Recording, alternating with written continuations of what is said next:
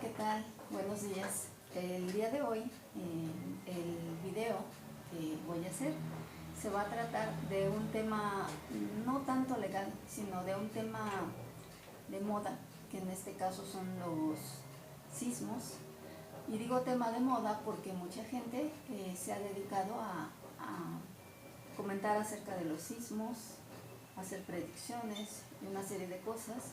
Algunos lo hacen con un objetivo científico y de ayuda a la comunidad, y otras personas pues simplemente tratan de espantar a las personas, las espantan, y pues son cosas que no están basadas en un trabajo científico, sino en inventos, en predicciones, ¿no? Como aquellos que se hacen llamar clarividentes y una serie de cosas. Bueno, para empezar, nosotros tenemos que saber y notar la diferencia entre ciertas palabras y también conocer los sinónimos de ciertas palabras, porque muchas veces una palabra me suena tenebrosa, como terremoto, y otra palabra me suena más tranquila, más suave, como sismo, pero son sinónimos. Entonces es muy importante que la gente entienda que el hecho de decir una palabra u otra muchas veces significa lo mismo. Por ejemplo, sinónimos de sismo, pues es terremoto, hecatombe, cataclismo, entonces temblor, sacudida. Entonces, incluso hay uno que se llama seísmo. Seísmo también es un sinónimo de sismo, temblor. Entonces, no se espanten. Cuando me dicen temblor, o terremoto, o sismo, realmente es lo mismo. Eso no tiene que ver con la escala. La escala puede ser un sismo de 9, que ojalá nunca ocurra, o un terremoto de 2. Entonces las palabras a veces tienen un peso sobre nuestro inconsciente, pero es bueno aclarar que pues muchas veces tienen el mismo significado, ¿no? Bueno, entonces podemos definir a un temblor o sismo como una sacudida en las capas internas de la Tierra. Podemos describir al sismo como un fenómeno que se produce a partir del movimiento de las placas terrestres y que produce daños de diversa intensidad a los espacios habitados por el ser humano, ya que siempre implican cierta destrucción material y peligros a la vida. Pues sí, por desgracia, estos movimientos, que también les llamamos telúricos, pues muchas veces nos traen desastres de carácter material, como el pasado 19 de septiembre, y también pues la pérdida de muchas vidas humanas. Pero pues por desgracia son fenómenos naturales. La Tierra está compuesta por varias capas de suelo, y en algunas partes de la Tierra se presentan fallas o fracturas, y pues cuando esas fallas o fracturas se mueven, originan los sismos. Obviamente que el movimiento de esas fallas depende de muchísimos factores, tanto de factores externos, como son los humanos, que hacemos excavaciones, construimos, dejamos a la tierra sin relleno, como un cascarón, y factores como el sol, por ejemplo, las manchas solares, las ráfagas de fuego en el sol, quizás algunas alineaciones planetarias, etcétera, pero son una serie de fenómenos que pueden influir para que estas placas se muevan. Bueno, entonces, en los sismos, estos movimientos se producen por el choque de las placas tectónicas. La colisión libera energía, mientras los materiales de la corteza terrestre se reorganizan para volver a alcanzar el equilibrio mecánico. Una de las principales causas de los sismos es la deformación de las rocas contiguas a una falla activa, que liberan su energía potencial acumulada y producen grandes temblores. Los procesos volcánicos, los movimientos de laderas y el hundimiento de cavidades también pueden generar sismos, bueno, o temblores. En este caso, en física se analizan dos conceptos, uno que se llama energía potencial y otro se llama energía cinética. La energía potencial es una energía de reposo que se va acumulando, guardando. Y esto es lo que nosotros tenemos en la brecha de Guerrero.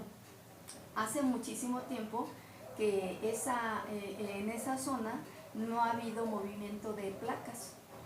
Por lo tanto, como que se está acumulando energía. Esa acumulación de energía en reposo, en un momento se puede liberar.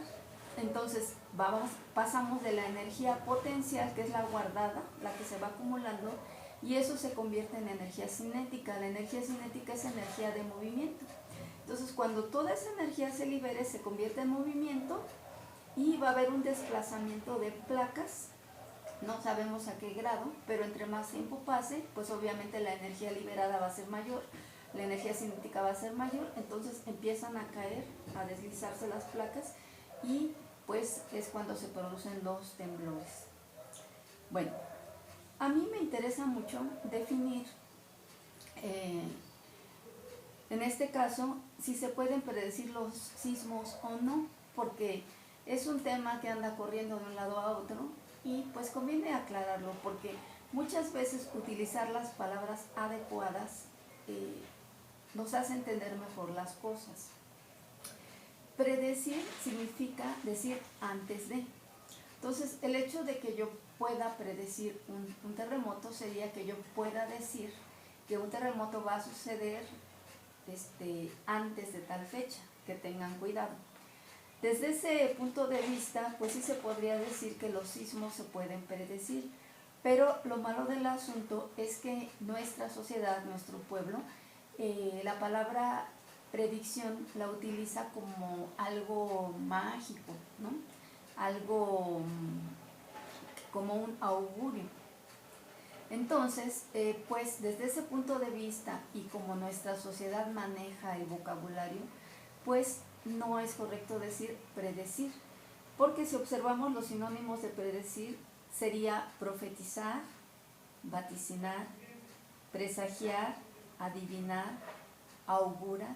Entonces todo eso nos suena a algo como que una persona tiene la capacidad para augurar o para vaticinar un sismo. Entonces, desde ese punto de vista, pues si me dicen ¿se pueden predecir los sismos? Si la pregunta es ¿se pueden predecir los sismos? La respuesta es no, no se pueden predecir. Pero mucho cuidado, desde el punto de vista en el análisis de la palabra que les estoy comentando. Bueno, sería más adecuado utilizar la palabra pronosticar, pues significa conocer antes de. Pero en las ciencias duras como la física, la geofísica, no nos permitimos utilizar esta palabra. ¿Por qué? Porque las ciencias experimentales, ciencias exactas o ciencias duras, no se nos permite utilizar la palabra predecir o pronosticar porque las ciencias se basan en el método científico. En el método científico donde empezamos a observar, a formular una hipótesis, etc.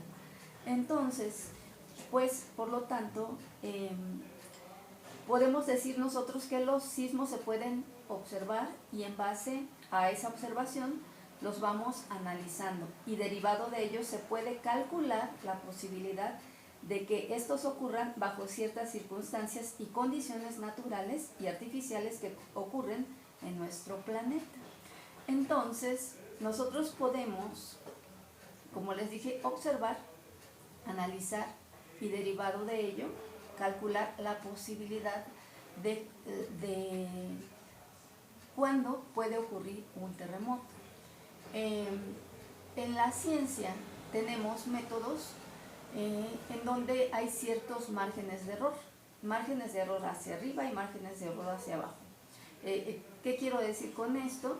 Pues quizás un temblor se pueda calcular y decir, bueno, es muy probable que el temblor suceda entre los meses, es un ejemplo, entre los meses de septiembre y octubre.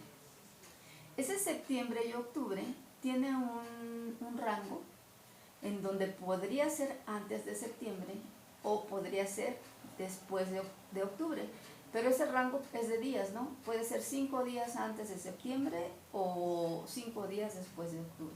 Entonces, la ciencia siempre se da esa posibilidad, ese margen de error para calcular y poder decirnos aproximadamente cuándo podría ocurrir un suceso. No estoy hablando específicamente de los sismos, sino de cualquier suceso en general que estudia la ciencia. Yo no dudo de que con los avances que tenemos en cuanto a tecnología, se pueda ya determinar por medio de aparatos, se pueda calcular por medio de aparatos la posibilidad de una fecha exacta, entre comillas, porque les digo, siempre vamos a tener un margen de error, pero exacta en cuanto a quizás meses, un rango de 2 o 3 meses, y que pues de alguna manera se pueda prevenir a la población.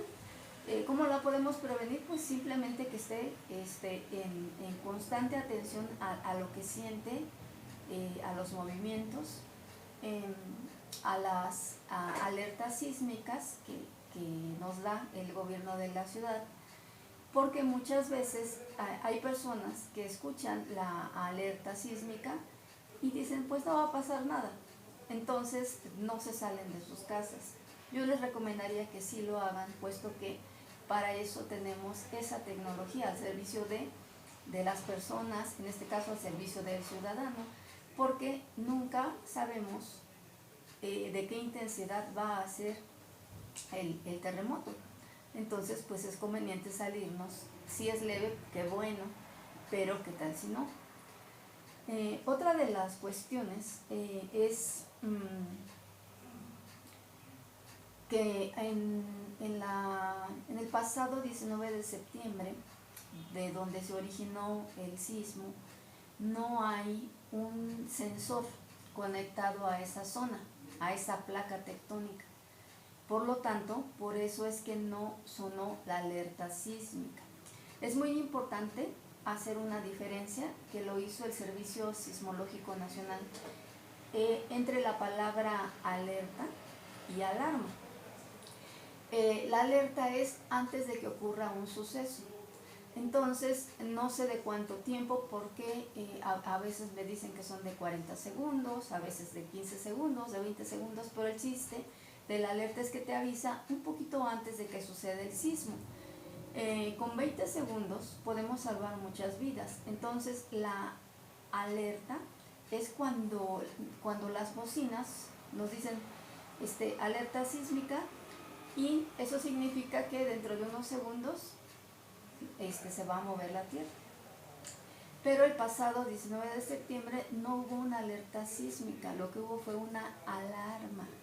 La alarma significa que la bocina va a sonar, pero ya cuando está sucediendo el fenómeno. En este caso, cuando se dan cuenta que está temblando, activan manualmente el sonido, y eso ya se le llama alarma, pero conste que eso ya es cuando está sucediendo un suceso, que no solamente puede ser un temblor, puede ser un incendio o cualquier otra cuestión, una erupción volcánica, por ejemplo. Pero aquí el problema estuvo en que en esa zona tectónica no hay un detector, y pues yo creo que aquí habría que buscar o pedir a la persona correcta que se encargue de colocar sensores en donde no los hay. El hecho de que en muchos años o nunca se haya presentado un temblor derivado de cierta placa tectónica no significa que algún día no lo vaya a haber. Entonces es muy importante que se coloquen los sensores, como en este caso.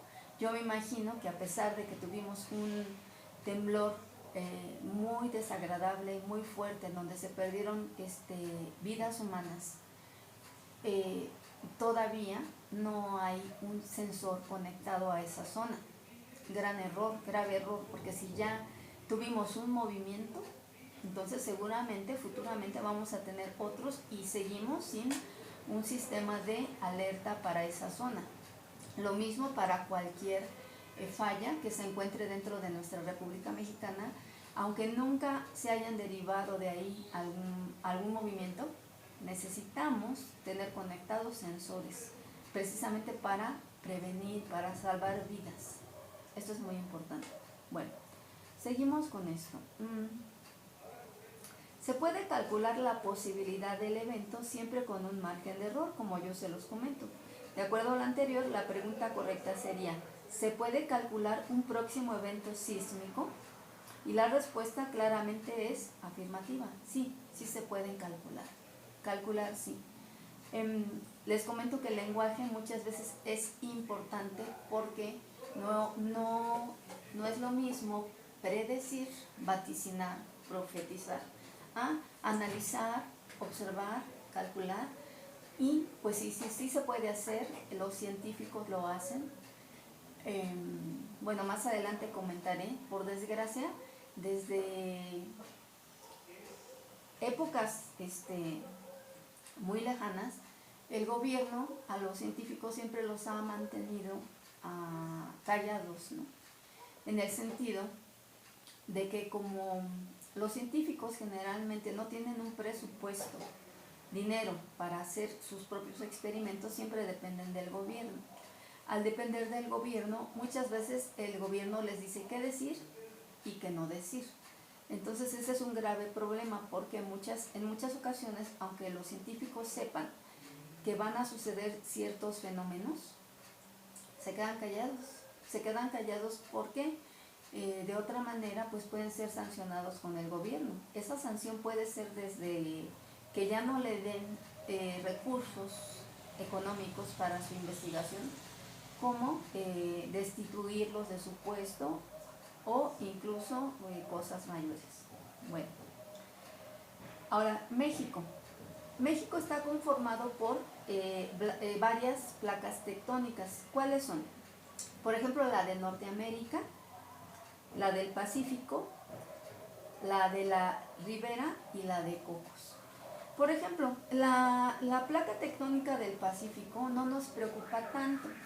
Sí es importante, pero no nos preocupa tanto porque son temblores que suceden en el mar. Y por lo tanto, pues ahí no hay casas, no hay edificios, no hay humanos viviendo ahí. Entonces, pues realmente lo más que puede suceder son lo que llamamos maremotos. Pero, pues sí, si el sismo en el Pacífico fuera de gran magnitud, pues las ondas, la vibración se puede transmitir y llegar a una localidad donde toque tierra y si haya vida humana, ¿no? Pero generalmente quedan ahí a nivel de mar. Para México, para México, para la República Mexicana, las que más nos interesa analizar son la placa de Norteamérica y la placa de Cocos. ¿Por qué? Porque tenemos aquí la placa tectónica de Norteamérica y por abajo, o sea, es una zona de subducción, está por debajo la placa de Cocos. Estas placas están en constante rozamiento. Y de un tiempo acá, precisamente del 8 de septiembre para nuestros días, esa fricción, por alguna razón, está siendo más constante. Por lo tanto, por eso es que si ustedes por ejemplo, están al pendiente del Servicio Sismológico Nacional, se encuentran con que del diario hay sismos en Oaxaca, en Chiapas, en Manzanillo. Últimamente ya se empezaron a presentar sismos en Guerrero, porque están en constante fricción. Entonces, pues bueno,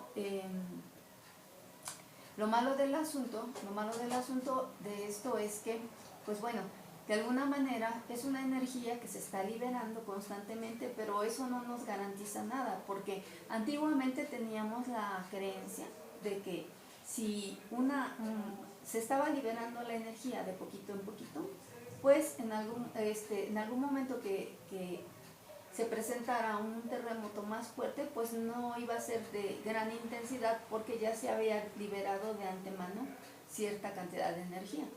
Pero no es así, porque de tanto roce no sabemos en qué momento una placa pueda caer de más y se presente un sismo de una magnitud considerable.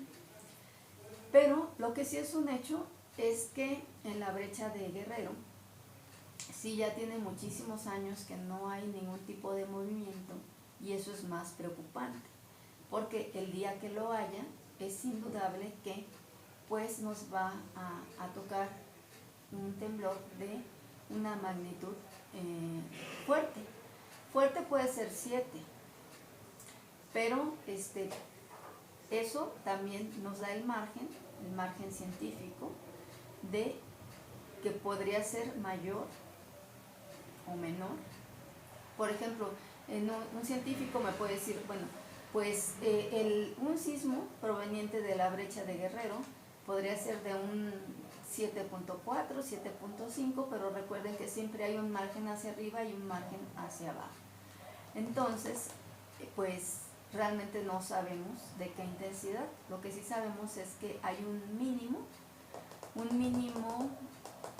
de 7 punto y cacho, 7.4, 7.5, pero con sus rangos de error, que podría ser de menos, de 7, por ejemplo, de 6.9, hasta un rango grande de 8, 8.4, 8.5. Bueno,